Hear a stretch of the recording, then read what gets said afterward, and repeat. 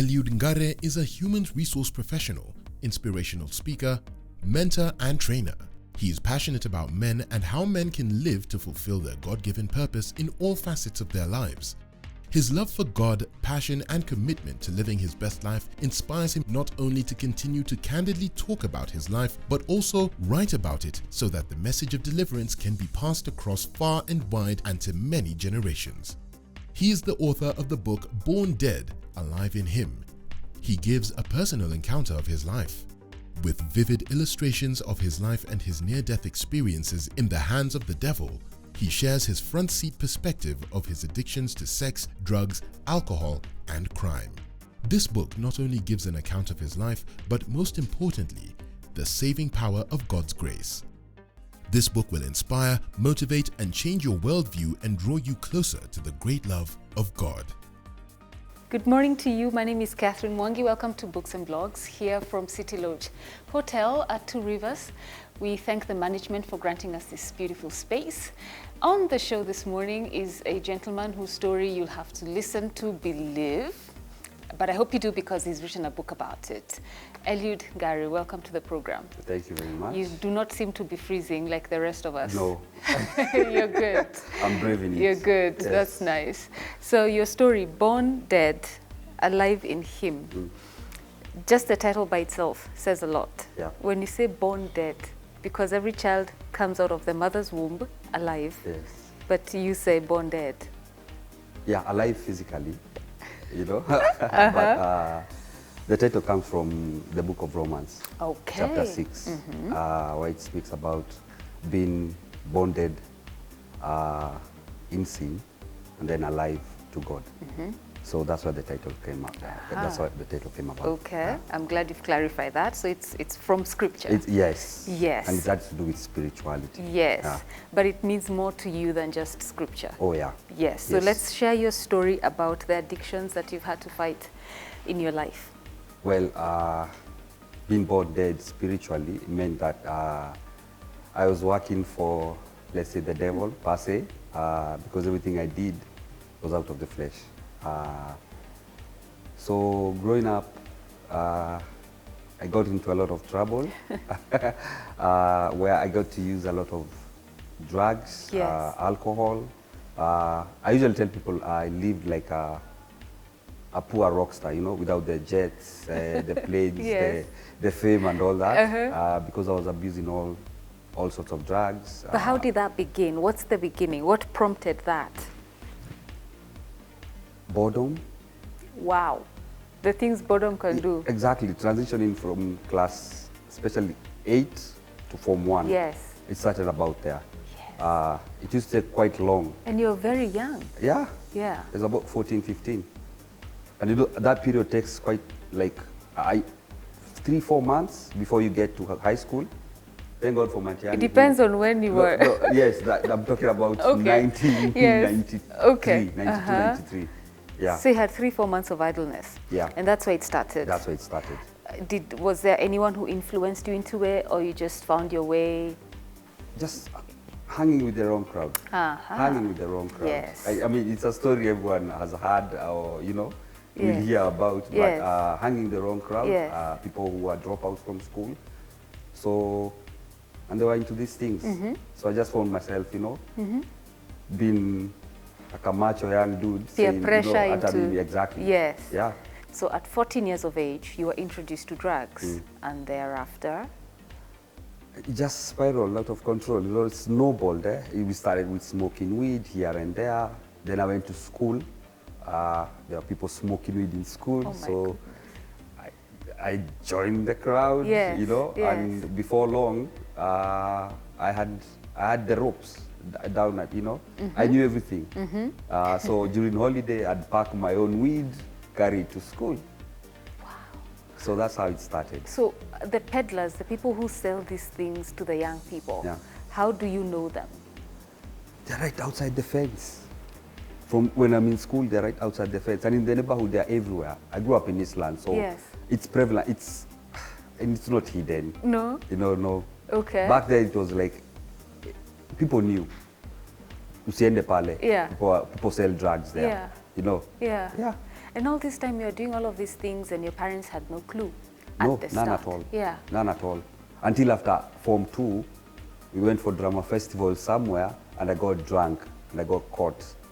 So I was suspended from school, so, you know. But then I think my folks were kind of like in denial, especially my mom. Yes. Not my boy, Yeah. you know, Yeah. not my sweet young boy. Yeah. And they defended you, of course. Exactly. Yeah. Yeah. So But then I had a lie for everything, because then you learn to lie. that's something else that happens. And Yeah. again, you say all of this in the book. That's why I need you to give us the details of your story, because it's in the details that Yeah. someone watching will be able to see themselves Okay. and be like, if you could overcome that, then so can I. So you have your parents, for whom you describe yourself as the black sheep of the family, your mother in denial, but at the same time you praise her a lot because she prayed for you. Yeah. You said if it were not for their prayers, you'd not be here. No, definitely. So at what point did she then accept that something is wrong with my child? When I got to Form 3, things spiraled out of control. Yeah, you I was away. You couldn't hide it anymore. No, I couldn't hide it anymore. Yeah. You know, I'd come home drunk, passed out, act funny. I think there's a time they even found weed in the house. And of course it was mine. Yeah. But then...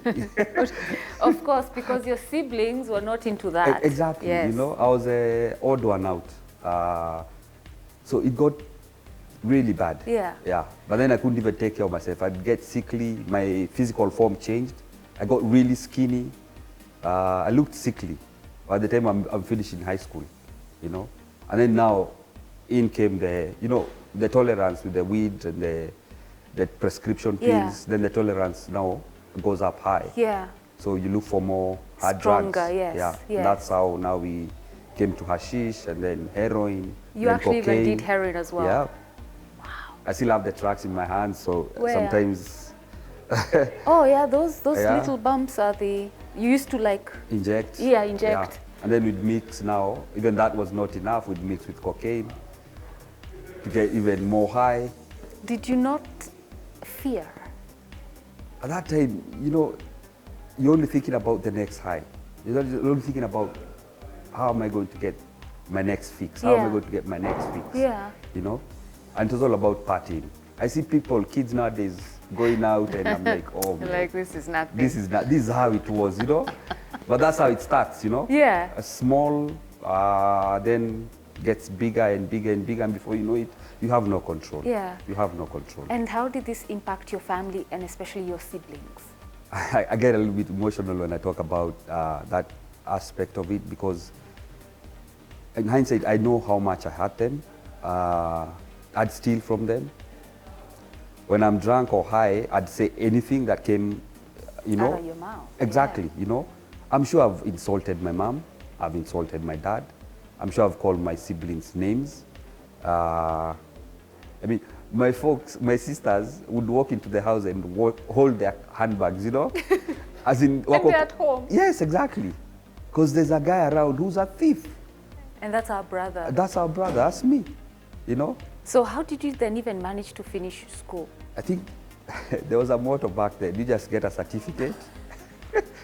Doesn't matter whether it's an A or an E, you just get a certificate and that's it. What you get? What you get is what you get, but Yeah. just finish high school, don't be a dropout. So what did you get? I got what, a D plus? So you tried. Nah. This wasn't an E at least. Because of the drugs and the alcohol Yeah. and all the stuff, sneaking out of school, I'd have done better. So were you always high? Yeah, pretty much every day. Every day. So the drugs, so what are the fruits of now that, you know, drug addiction? So then the lies, of course, checking, pornography, and then now the sexual addiction checked Yeah. in, which was now like the bondage. Yeah. Tell us how that impacted your life. It was crazy because you're not in your own capacity to think straight. So I say reckless sexual behavior because that's what it was. It did not matter who, it did not matter where. I remember once, and I've actually mentioned a bit about it in the book, where I was so high and drunk at the same time, and all I could think about was having sex with this lady, you know? And rumor was she was HIV positive, you know, because she was that kind of lady. And I knew it, but then I was like, Kesi baadaye, you know? So I was not in my capacity to think straight. And I went ahead and slept with her and had sex with her and did not use protection. Isn't it a miracle, though, that you were not infected? That's the thing, you know? How? Why? I kept on asking myself all these questions, like, Yeah. because not long afterwards, like 2-3 months, some months, she passed. Yes. She died You said of it, actually yeah. HIV positive, Yeah. you know? Yeah. So, and it took me a while to go get tested. Because I at the back of my mind, I knew, oh, if she died, then, you know, I'm definitely infected. Yeah. Yeah. So all of this happened over a span of how many years? I'd say from 93 to 2007. 7 plus So 7, 93, we count 14, 7, at 14 years. 14 years. Yeah, roughly. Okay, so the turning point. I do not even want to say that story where you were in Amtaro. Share the story of the turning point. So this was in 2007. Elections, December. And then in my neighborhood, come December was party time. You know, the excuse was Christmas. Sherehe, you know? It's Christmas, we are just having fun. Yeah. But then the thing is, we've been having fun since January. So it's just a silly excuse. Yes. So the elections were in December 27th. I remember there was about like 3 or 4 weeks, that whole month, I can count like maybe 3-4 days that I was sober. And that's sober from alcohol, not drugs. Of binging, just using drugs and taking a lot of alcohol, not eating enough food. I remember just having crisps and coffee at some point. Yeah. So wake up early in the morning, you know, we're still in that state of mind where, Yeah. you know, I have to go vote. I have my voters, I have my ID. So we are coming straight from the pub and going to the voting queues. And we are still drinking in the queue because we have bottles of whiskey with us. And I remember it got to a point of early, it was about now 8, because we got queuing from about 5. About 8 o'clock, the queue was quite long. And you've been drinking from 5 a.m. Been drinking for 2-3 weeks. On that? For 2-3 weeks. Yeah. Then at some point, I think, I felt one of my sides, the left side, that's called numb. Yes. Numb, no pain, but something sharp, then that was that. Yeah. And since I could not move, because I tried, I thought, I better sit down.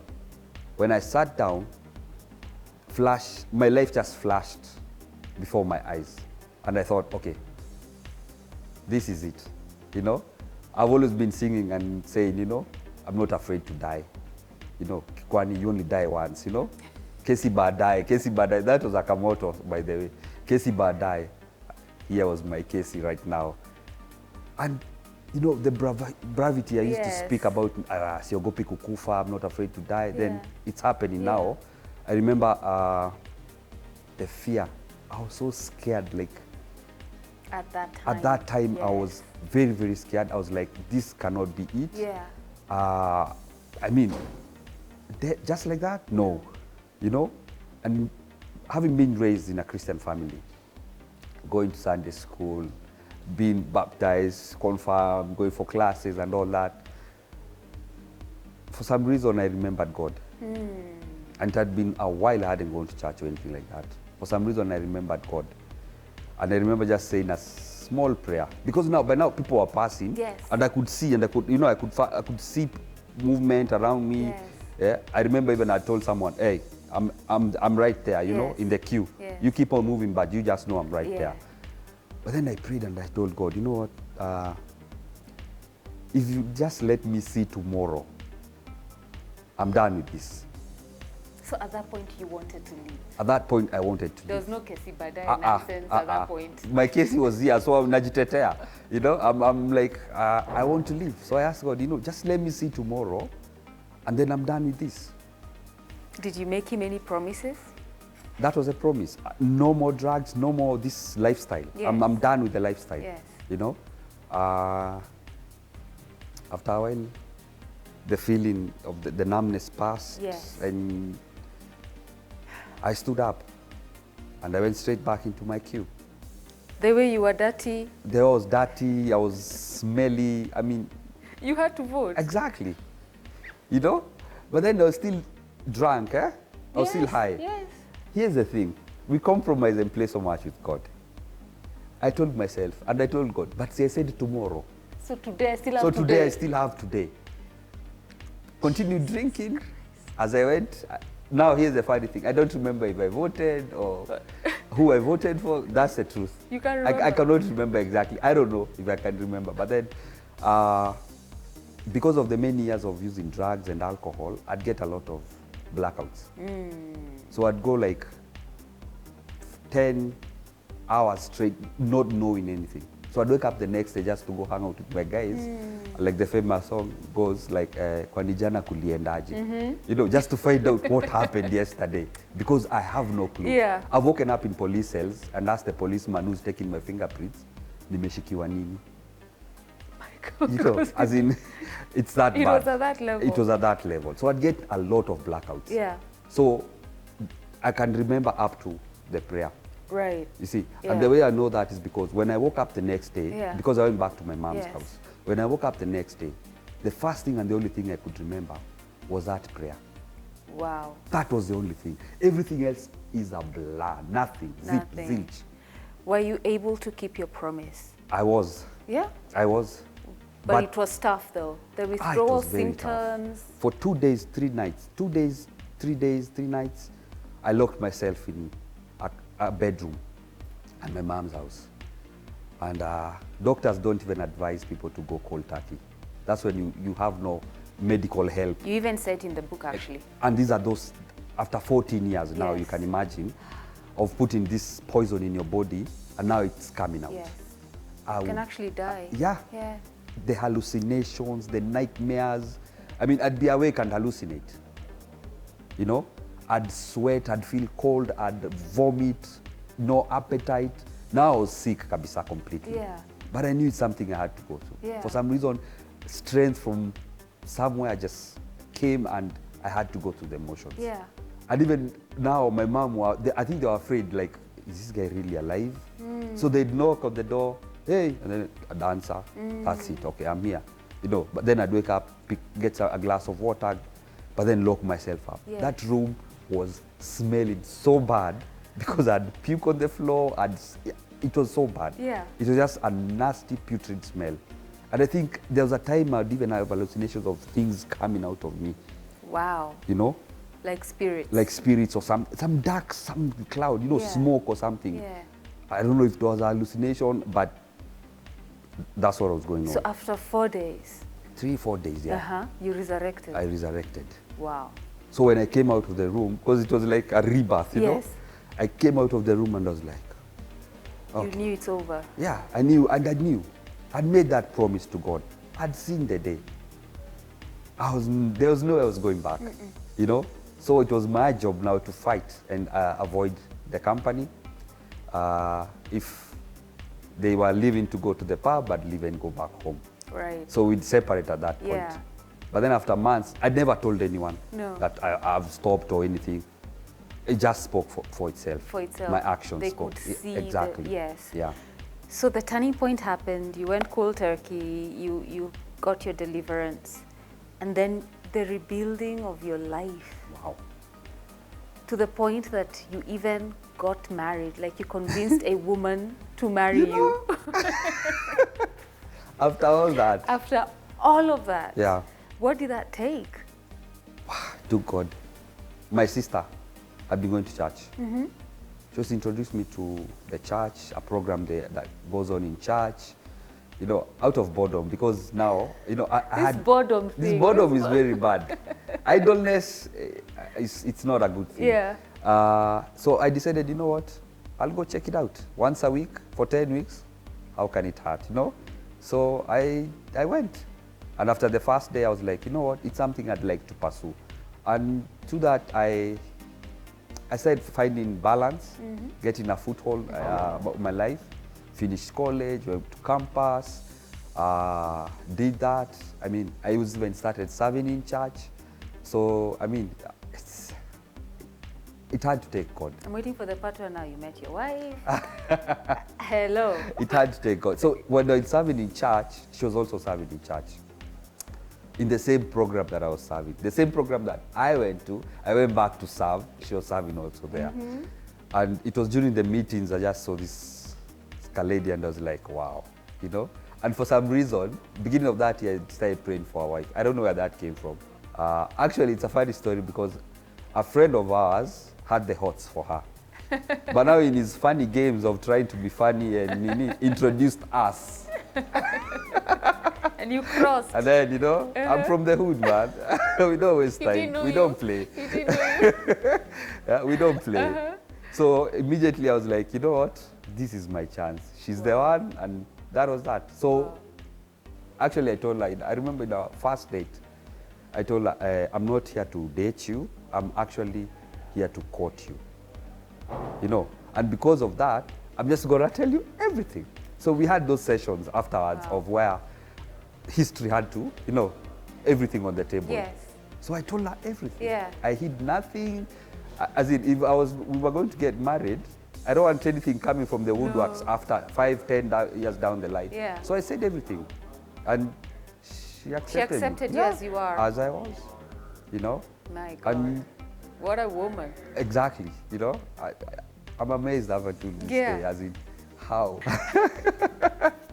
And everything now is okay with your family? You have a family of your own? Yes, yeah, we have 3 babies. I mean, 7, 5, and a 2-month-old. We're living in our own home. Yes. I mean, we've got businesses running. Yes. We're still serving in church. Yes.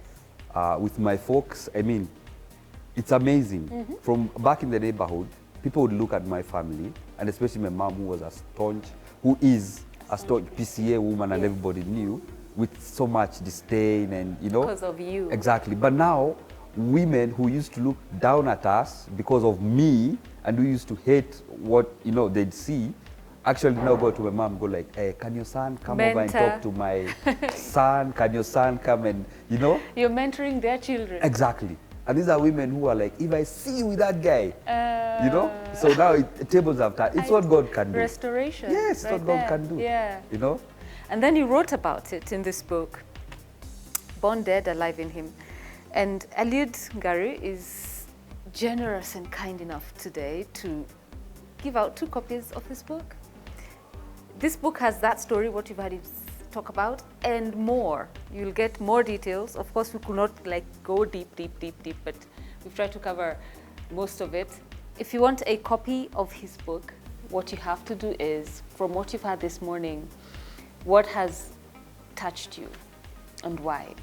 You just need to share that with us. My social media is on the screen. The show's social media is also on the screen. Let us know what has impacted you from what you've had this morning. Why do you want this book?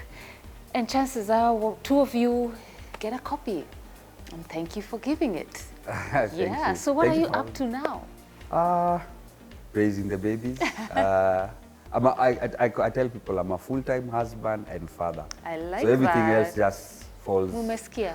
into place. And then full-time husband and father. Yes. So a businessman, an author, working on a few projects to come. Yeah. And that's it. How long did it take you to write this story? About 6-7 months. Yeah? Yeah. Was it difficult bringing up some of these things? No, because I've been talking about it. Yeah. Because then it's a funny story because I felt like God saying, it's your time to write now. If you do not write it now, the grace that is over you, that covers you concerning this book and your testimony, I'm going to give it to someone else. And I was like, wow. So it didn't even take 2 days after that conversation with God. You are quick straight. with obedience. I met a publisher who's also an author, and he advised me, and here we are. Here we are. Oh, man. Glory to God. Thank you for reaching out to us to share your story. I mean, like I said to you, we get so many books, so I have a queue of them. When I got to yours, I was like, whoa, who goes through this and comes out alive? Yeah. Only God. Yeah. Yeah. So how can people find you if they want the book or if they want you to mentor their kids? I'm on Instagram, Eliud _. I thought you started with Twitter because that's why you reached out. But it's fine, we can always do Instagram. Yeah, I'm on Eliud.ngare on Instagram and Eliud _ngare Twitter. Just DM me, get in touch. I have readers all over, so that's how I've chosen to get this book into people's hands. Yes. And you might be shocked. If you buy, I might actually deliver it myself. Oh, I like to meet the people who are buying my book also. Yes. Yeah. And those who are not on social media, how do they reach you? 0725 733 Tell me. 0725 733 Okay. You can call me anytime. You only meant to call him for the book. Yes. Yes. For the book to be only. specific. Exactly. Yes. And if they want you to just speak text somewhere, and I'll get back to you. I like that. Yeah. Okay. So in case you did not get the number, again, check our show pages on across the board: Facebook, Twitter, Instagram. Eliud, thank you so much. Thank you for having me. And your story and your personality. You, like I said, change your pictures on social so that you look like this. You don't look like this. But thank you for sharing your story. Thank this, you so I much. think it will be a good tent pole for deliverance for a lot of people. Amen. People go through these things and they don't share. Yeah, exactly. So, and because they don't share because they feel ashamed or they figure no one could possibly be going through what I'm going through now. And not knowing that mko wengi, you know, Yeah. mko wengi, and then pia those who've gotten out of that, pia ni wengi, like you, Yeah. you see. So that's what makes your story powerful. I thank God. Thank you for I coming thank today. you for having me. My pleasure.